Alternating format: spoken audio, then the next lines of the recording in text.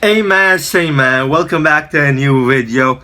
I didn't upload no videos for 3 days, I had exams, etc, things to do. But we back, man, we back. There's UFC 308 this week. We're gonna do the predictions of every single fight. Let's get right to the video. Ibu Aslan against Rafael Ferrera. Now, Rafael Ferrera, he's 12-0. I mean, he's solid. He has a solid record. But if you look at the promotion that he fought, it's a Brazilian random promotion. It's like street beef, so almost, brother. Like, nobody knows these promotions. It means nothing, really. But he has a solid record. I saw the highlights, 2-minute highlight video on Rafael Ferrera. He's pretty decent. He's pretty decent. His skills look good. Now, Ibu Aslan, I watched one fight from him. It was his last fight. It was his UFC debut. It was against Anton Turkalij, the Swedish guy, the light heavyweight that gets smoked by every single fighter. And Ibu Aslan was pretty ass, man. The Turkish people are glazing him. Now, I'm Armenian, me and Turks got problems, but that's not the point. The point is, Ibu Aslan is actually very overrated. I'm not saying this because of bias. If he was good, I would say, oh my god, this Turkish motherfucker is good. He's not, honestly. I'm not lying. I'm not saying no bullshit. He's not that good. He's not that good. He was swinging overhands, no technique. Even the commentators were saying, I mean, it's just haymakers. He got the knockout, but his eye was damaged. And his opponent just got cut. After that fight, he got cut. So, Ibu Aslan, he's not good at all. I'm going to pick him just because he fought on Contender Series. He fought on UFC rather than fighting in random Brazilian promotions against God knows who, like Rafael Ferrera. Bruno Silva against Ismael Nordiev.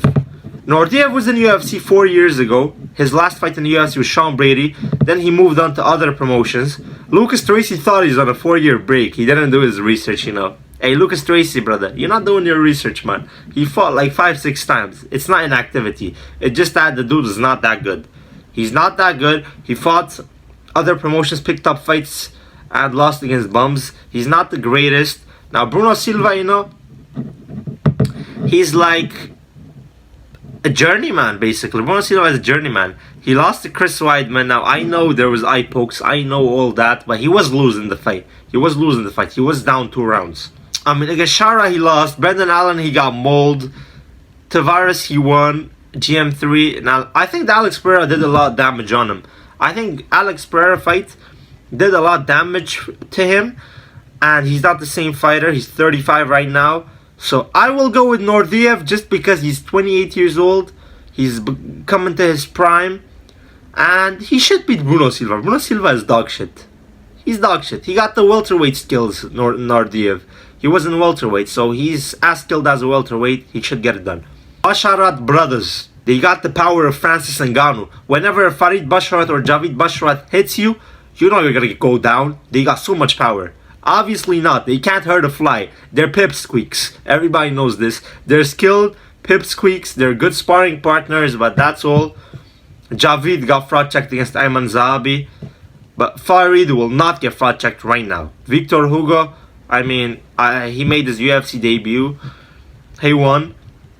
I don't know that much of him, to be honest. I haven't even watched his UFC debut. I just checked a few highlights. Basharat should get this done. The odds, he's minus 600. I think he should get this fight done. Kennedy against Chris Barnett. Kennedy's debut in heavyweight, if I'm not mistaken, he lost to OSP, which is shocking. Losing at OSP when you're a minus 600 favorite. This is why I didn't bet on Kennedy that night. The people that bet on Kennedy deserve to lose their money. You see Kennedy at terrible odds, minus 600. What makes you so confident betting on him? He's dog shit. He's dog shit, horse shit. I wouldn't put $1 on Kennedy. I would rather put my money on a bum fighting like Arthur Beterbiev than put my money on Kennedy and Checo. Nobody gives a fucking rat's asshole about this guy. Now, he got the light heavyweight skill. Chris Barnett is pretty dog shit. I love Chris Barnett. I did an interview with him. So, hey, if you're seeing this, you my guy, brother. But Kennedy and Chocopuku, He got light heavyweight skills. He's dog shit, but I think he's skilled enough to beat Barnett, unless Barnett catches him with something. And I don't think he will catch him by something. I'm going with Kennedy Chukwubuku Bukuchiku. Abus Magomedov against Bruno Ferrera. Now, Bruno Ferrera, he got power. He knocked out Gregory Rodriguez, and that win is aging like fine wine. Gregory Rodriguez is a dog. Then he got knocked out by Ruziboyev, though. He got knocked out by Ruziboyev. He was a favorite in that fight. Then he picked up some pretty good wins, you know. Dustin Stoltzfus, Phil Hawes. Everybody knocks out Phil Hawes. He knocked out Stoltzfus. He's very solid, you know. He's very solid. I think Abus is more skilled, though. He got cardio issues, yes. But Bruno gasses out, too. He was already gassing out against Stoltzfus in his last fight. He threw too much, then he was gassing out. Then he landed that elbow. I remember that fight, man. That was crazy. That was crazy. That was very good. I'm going with Abus, though. Abus is way more skilled. I believe in his last fight, even though I was pissed, he lost me money because I put on Abus finish and he tried to crotch sniff Warley Alves. I believe he can take down Bruno Ferrera.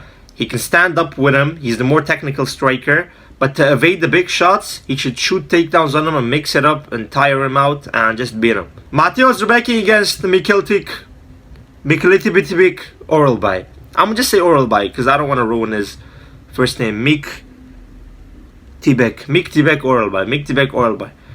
Now, Mateusz Rebecki and Oralbai, I both wanted them to lose so bad. There is one guy in my Discord, in my community, that likes these prospects. He was telling me, yo, these guys beat an Arman. These guys can beat Arman.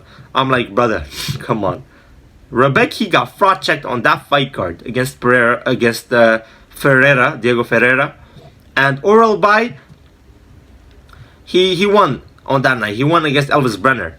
Now, I think Oralbai has a good future. I don't like him because a lot of people tell me he beats Arman and after Islam he's champion. Like, based on what? He hasn't beat no ranked people. He hasn't beat no ranked people and you're comparing him to Arman #1. I don't know if people tell me because I'm an Arman fan just to piss me off, but this is just delusion. Like, he's a good talent. Bro, pump the brakes, bro. Stop overrating people, man. He hasn't found no ranked people yet. Rebecki is not even ranked. So pump the brakes, man. Pump the brakes, please. Because it's disrespectful. It's very disrespectful. People tell me I'm delusional and I'm disrespecting Islam by saying #1 ranked contender Arman, my Armenian brother, beats him. But this is not disrespect saying Oralbai beats him? Come on. I'm picking Oralbai, though. Rebecki, he's a better striker than Rebecki. The grappling, I don't know. I'm sure he can take down Rebecki, but striking is the issue. Ferrera was peppering Rebecki. Oralbai got good power hand. He might even knock out Rebecki. I don't know how Rebecki will come back to this fight after that last ass beating. I don't know. Jeff Neal against Dos Anjos. Give me Jeff Neal, you know. No need to yap about this for a long time. Dos Anjos still doesn't know what division he wants to fight at. He goes to lightweight, helps back welterweight. Lightweight, helps back welterweight. Lightweight, helps back welterweight. Like, pick something, lad. Pick something, man. You're not going to be champion in either of these weight classes. You're basically a journeyman. I respect you, RJ. You were a champion before. But, come on, brother. Jeff Neal's going to beat your ass. He's going to beat the living shit out of you. Middleweight opener. As you guys know, I'm Armenian. You know because I glaze Arman every single night. But Armen Petrosyan against Shara. Now, I gave you very good picks if you followed all my picks in this video. Here's this one, though. I'm going to give you a very good pick. Bet on your own risk. You know I'm biased. I'm Armenian. So, I suggest don't bet on this one because I'm not giving this from my mind. There is a little bias. But I will explain to you why I'm picking Petrosyan. I will explain to you. Shara Bullet, good striker. Petrosyan, very good striker. Both of them are very good strikers, you know, each their own. One is more versatile. Shara is like the better technical striker, but Petrosyan got more pop in his hands. He got more pop. We saw in the Contender Series where he knocked that guy out. Nasty knockout. Armen Petrosyan lost twice. He lost twice in UFC. And both of them was against grapplers. Like, against people that can grapple. Caio Borralho and Rodolfo Vieira. a BJJ ace. So Shara is not that. It's gonna be striking match. He's not gonna just lose easily as he lost against Vieira. Styles make matchups. You guys know this. Very good strikers fight on each other. And I think Petrosyan got better boxing. We saw Tricoli with zero skills, with zero nothing. Tricoli is a bum. He was pressuring Shara Bullet, putting him on the cage and having success in the inside. So Petrosyan can do the same. Why not? Petrosyan can do the same. I think he's the better boxer with more pop. And he can kickbox with him. I'm picking Petrosyan, man. I'm picking Petrosyan.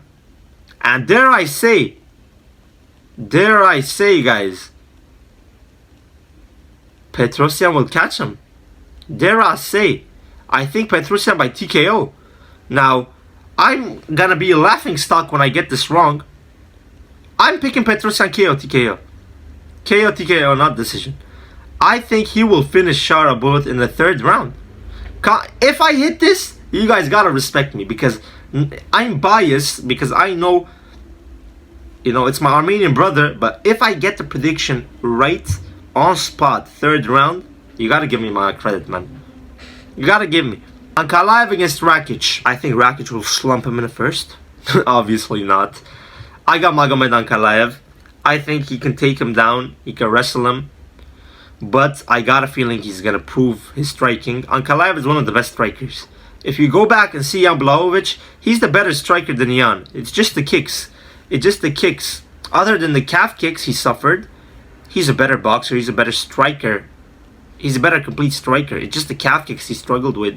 And it was a big struggle. But I think Ankalaev can catch him because Rakic's chin is up. He's very skilled. But against Yuri, he sold that fight. He was beating the shit out of Yuri, but his chin was up in the air and it was so easy to catch him, and he kind of gassed out a little bit.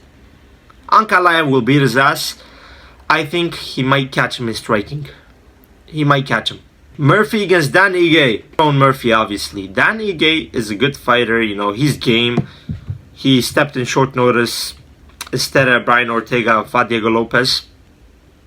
But let's be honest, guys. Lerone Murphy is better everywhere. Dan Ige is a gatekeeper of the division. He's not a great fighter. He's a good fighter. He's a good gatekeeper. Whenever you got a prospect, you make him fight Dan Ige to see how good is that prospect.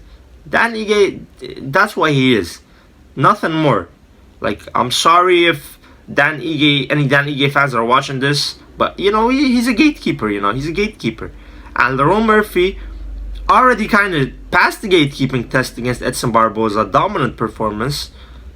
He's gonna beat Dan Ige. He's gonna beat Dan Ige. He's gonna show he's the better fighter. Chimay against Robert Whitaker.